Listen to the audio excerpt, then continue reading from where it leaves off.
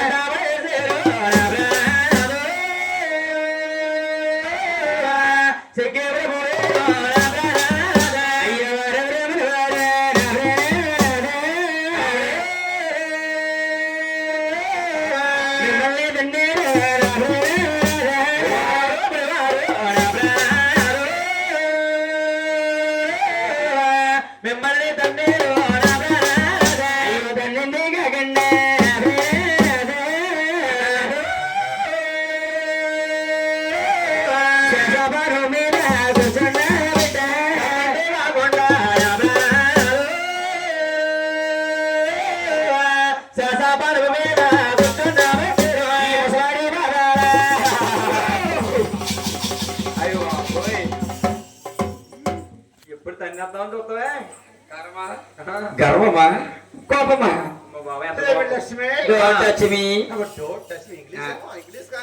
ముట్టుకోకు, ముట్టుకుంటే భస్మ అయిపోతావు. లక్ష్మి స్వామి ఏమంటివి? ముసలవారంటున్నాను. లక్ష్మి అన్నటికి ముసలి వాళ్ళము కాము. మీరు ముసలివారు కానంటున్నారు కదా స్వామి. మీరు ముసలివారు కాకుండా ఏమి తీసుకుంటారు? అమృతం తీసుకుంటావు లక్ష్మి. మునేంద్ర అమృతము అమృతము అంటున్నారు. అమృతము ఇప్పుడు వచ్చి దారిలోని ఏంటిది కండ్రపిల్ల ఆ సెంటర్ లో ఉంది. అదే కింద కొట్టేసి పైన తిప్పేస్తున్నారు.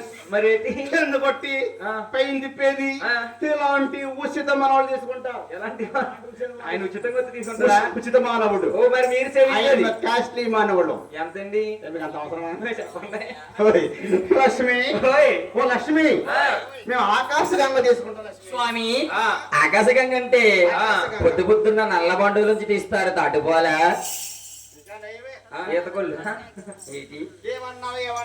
మిమ్మల్ని ఈత పాలు తీసుకున్నది మనం కాదు. మరి ఎవరండి?